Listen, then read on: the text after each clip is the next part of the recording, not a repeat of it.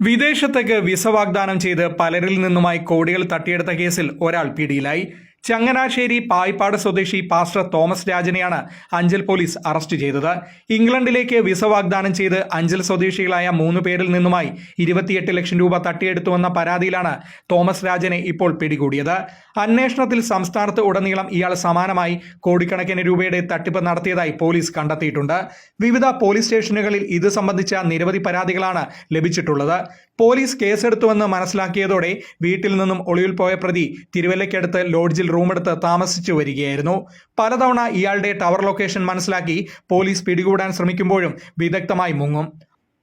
Anchal police തന്നെ പിടികൂടുമെന്ന് ഉറപ്പായതോടെ ഇയാൾ സ്ഥിരമായി കറങ്ങാറുള്ള കാർ ഉപേക്ഷിച്ച് മറ്റൊരു വാഹനത്തിൽ രക്ഷപ്പെടാൻ ശ്രമിക്കവെയാണ് കഴിഞ്ഞ ദിവസം ചങ്ങനാശ്ശേരിക്ക് സമീപത്തു നിന്നും പോലീസ് ഇയാളെ പിടികൂടുന്നത്. ഇയാളുടെ അക്കൗണ്ട് വഴി 3 കോടിയോളം രൂപയുടെ തട്ടിപ്പാണ് നടന്നതെന്നാണ് പോലീസിന്റെ കണ്ടെത്തൽ. കൂടുതൽ പരാതികൾ ഇയാൾക്കെതിരെ ലഭിക്കുമെന്നും പോലീസ് കരുതുന്നു. തട്ടിപ്പ് കേസിൽ കൂടുതൽ പ്രതികൾ ഉണ്ടെന്ന സൂചനയും പോലീസ് നൽകിയിട്ടുണ്ട്. ഇതിൽ ഒരാൾ വിദേശത്താണ്. Anchal circle inspector Areesh, SI Prajeesh Kumar, grade SI Madhu, senior civil police officer Vinod Kumar, civil police officer Abeesh എന്നിവർ അടങ്ങുന്ന സംഘമാണ് പ്രതിയെ പിടികൂടിയത്. അറസ്റ്റ് രേഖപ്പെടുത്തിയ പ്രതിയെ കോടതിയിൽ ഹാജരാക്കി റിമാൻഡ് ചെയ്തു.